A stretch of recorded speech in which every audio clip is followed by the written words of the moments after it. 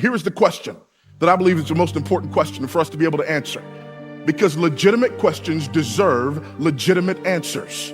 Peter says in 1 Peter that we are always to be ready to give an apology, an apologia, a reasoned response to anyone who asks us the reason for the hope that is within us. Here's that question. That question is, why do you choose to believe the Bible? That's the question. We must be able to answer that question in our culture today. It's a legitimate question that deserves a legitimate answer. But you see, because of anti-intellectualism, we hear that question and usually we'll say something like, well, I believe the Bible because I was raised like that. Well, bless your spirit if that's your answer. But please don't go out of here and say that to anybody. I beg you, please don't do that, because that is not a reasoned response. I was raised that way just doesn't cut it. Or sometimes, because we live in this culture of experientialism, sometimes because of this postmodern culture where what's true for you is not necessarily true for me, and the experience is king, there is another answer with which we have become accustomed that we think is a great answer to the question, and it goes something like this. Why do you choose to believe the Bible? Well, I choose to believe the Bible because I tried it and it worked for me. We say that and then we sort of back up a couple of steps, kind of let the answer sit there. Like we really just did something. What you did was open a logical hole big enough to drive a Mack truck through. That's what you did. Because if your only answer is you believe it because you tried it and it works for you, what about that individual who used to be an alcoholic 10 years ago? And he went to an AA meeting and they told him he needed a higher power. He couldn't find a higher power. There was a squirrel that came outside of his window every morning. He decided that squirrel was going to be his higher power. Hadn't had a drink in 10 years. Guess what? He tried the squirrel worked for him. According to your logic, his squirrel has as much authority as your Bible. In the words of Regis Philbin, is that your final answer? I hope it's not. Let me give you an answer to that question that I believe is better than I was raised that way. Or it's better than, well, I'm Southern Baptist and that's the way we believe. Or it's better than I tried it and it works for me. I want to tell you why I choose to believe the Bible. Because I don't believe the Bible because I was raised that way, because I wasn't. I don't choose to believe the Bible because I tried it and it worked for me. My mother's Buddhism worked for her. That's why she was a Buddhist. I need something more than just because it works. Here's the answer. I'll give it to you and I'll unpack it for you. I choose to believe the Bible because it's a reliable collection of historical documents written down by eyewitnesses during the lifetime of other eyewitnesses. They report to us supernatural events that took place in fulfillment of specific prophecies and claim that their writings are divine rather than human in origin. Welcome everyone to this deep dive into the architecture of belief. Today we're unpacking a discussion about using cold, hard logic to defend the reliability of the Bible rather than just leaning on feelings. I'm really excited about this topic. It's so refreshing to see faith debated with clear logic. Absolutely. So, in this discussion, the focus is on examining whether the Bible can stand up as a reliable set of historical documents written by eyewitnesses who report, supernatural events and future prophecies coming to fruition. Right.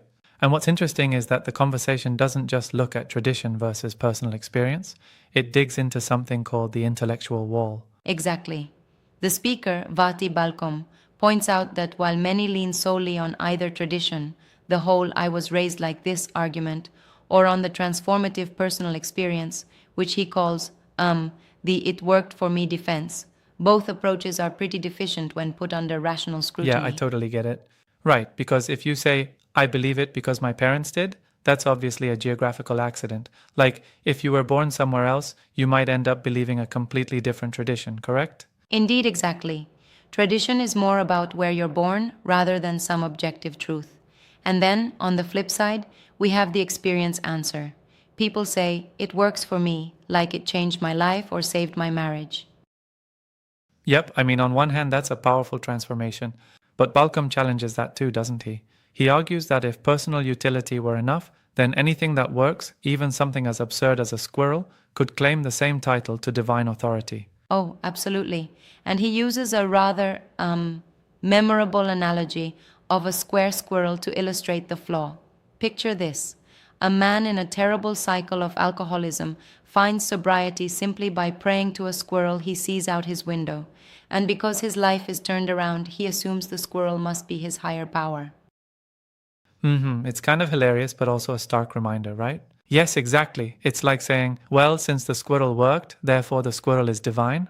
That clearly shows that, well, just because something has a beneficial effect on your life, it doesn't make it inherently true or universal. And that's the crux of his argument. Utility is not truth. He maintains that if we rely solely on what works, then any arbitrary phenomenon, be it a branch, a rock, or yes, a squirrel, could be elevated to the status of a divine foundation. Right, I've heard that before, and it always makes you really think, absolutely. So then Balcom introduces what he calls the strong answer, a rigorous 5-point framework for defending the Bible. Yes, and it's a mouthful. He states, I choose to believe the Bible because it is a reliable collection of historical documents written down by eyewitnesses during the lifetime of other eyewitnesses, reporting supernatural events in fulfillment of specific prophecies and claiming to be divine rather than human in origin. It's dense, deliberate, and each clause counters a specific cultural myth. Truly intense. Right. It almost sounds like a litmus test for rational belief. I mean, can you really claim that level of historical reliability? Well, that's where the argument gets really compelling. The idea is that if you dismiss the Bible for being based on tradition or personal benefit, you end up having to dismiss a whole swath of ancient historical texts for the same reasons. Yeah, that's a good point. For example, take Julius Caesar's Gallic Wars or even Aristotle's Poetics. We only have a handful of manuscripts for those texts, and their copies come centuries after they were written. Yet no one questions their historical value. Exactly. And here's where it gets even more interesting. The New Testament boasts over 6,000 Greek manuscripts, many with time gaps measured in decades, not centuries. That's a remarkable contrast. Right. It's like comparing a near immediate crowdsourced update to an old handwritten letter. The evidence for the New Testament is exponentially stronger when you look at the numbers. But some skeptics might push back and say, okay, you have all these manuscripts, but couldn't someone have altered them early on to solidify a narrative? That's a fair objection. However, Balcom points out that if you need to argue that even these numerous copies are unreliable, then you would logically have to dismiss Caesar, Aristotle, Homer, and essentially all of ancient history. Yeah, that would be a slippery slope. So it seems like Balcom's framework isn't just about the Bible, it's about a broader intellectual consistency.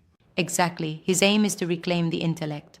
In what he calls expository apologetics, he challenges individuals to engage with their beliefs head-on, backing them with reason instead of just a warm, fuzzy feeling. Right, and that really resonates, especially in today's culture where emotions often rule over reason. And that brings us to an interesting tension. Our modern embrace of, mysticism and subjective experience versus the rigorous demand for objective historical documentation. And it's a bit ironic given that we live in an age overflowing with data. Exactly, it's like we have all these facts at our fingertips, but we sometimes choose to lean on what just feels right. Right, because when you check your brain at the door, as some say, you're losing that crucial element of intellectual honesty. True, but I do wonder, don't you think that while the argument for objective historical evidence is solid, it might not resonate with everyone? Some people might argue that, life-changing experiences are both genuine and enough for them, even if they lack broader historical validation. That's a fair challenge. I mean, personal experience is powerful and transformative. However, if we accept personal utility as proof of objective truth, then we also, inadvertently, validate all manner of unfounded beliefs. That's a risky path to go down, yeah. Exactly. It's like saying, I had a good day because I listened to my favorite song. Therefore, that song must be the universal remedy to all problems. Clearly, that's not a logically sound basis for truth. That analogy really hits home. And what I find fascinating is how Balcom doesn't completely disregard personal experience. He just assigns it a different role, right? Yes, he views personal experience as a subjective testament, something that can affirm but not establish the objective historical case for the Bible. It's like using emotion to motivate inquiry rather than to absolutely. conclude it. And then there's the broader cultural observation he makes about the pendulum swinging from hyper rationality to an almost anti intellectual mysticism. That shift, he argues, has led us to devalue our minds when it comes to matters of faith. That shift is really something worth contemplating.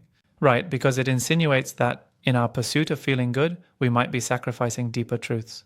Exactly. It's like, if we prioritize subjective resonance over intellectual rigor, we could end up accepting anything that feels effective, even if it's based on placebo like phenomena, as the squirrel analogy suggests.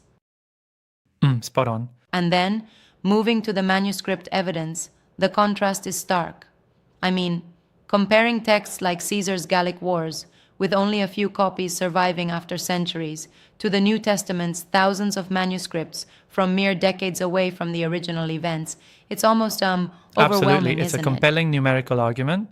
It really reinforces the idea that if we dismiss the Bible on the grounds of transmission errors, then we'd have to dismiss a lot more of what we consider established history. Right, because you'd be like throwing the baby out with the bathwater.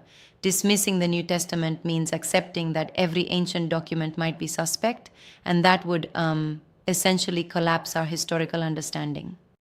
Exactly. And to me, what's particularly powerful is that this framework is both a call to intellectual accountability and a challenge to popular cultural norms, pushing us to consider that faith and reason, rather than being mutually exclusive, should actually work in tandem. Absolutely. It challenges believers to engage with their beliefs critically rather than accepting them solely on emotional grounds. Right, so in summary, balancing historical reliability, rational inquiry, and personal experience emerges as the core of this discussion. It really forces us to ask, why do we choose to believe what we do? And if our reasons aren't robust, then maybe we need to reconsider our foundations. That's a powerful takeaway. It surely is. And while some might critique this approach for being too rigid or dismissive of personal experience, it's a call to ensure that our faith isn't built solely on shifting cultural winds or subjective validation.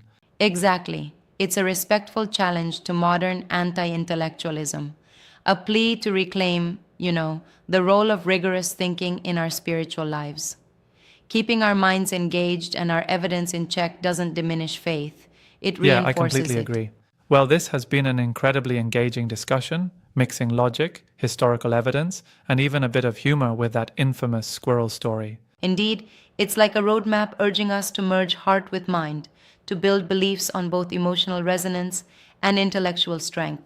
And that is something worth pondering as we navigate our modern, information-rich world. Absolutely, truly thought-provoking. Thanks for joining in on this deep dive. It's been a great exploration into the architecture of belief with plenty of logical rigor and a dash of humor. Yep, thanks everyone for listening. Keep questioning, stay thoughtful, and until next time, keep bridging that gap between faith and reason.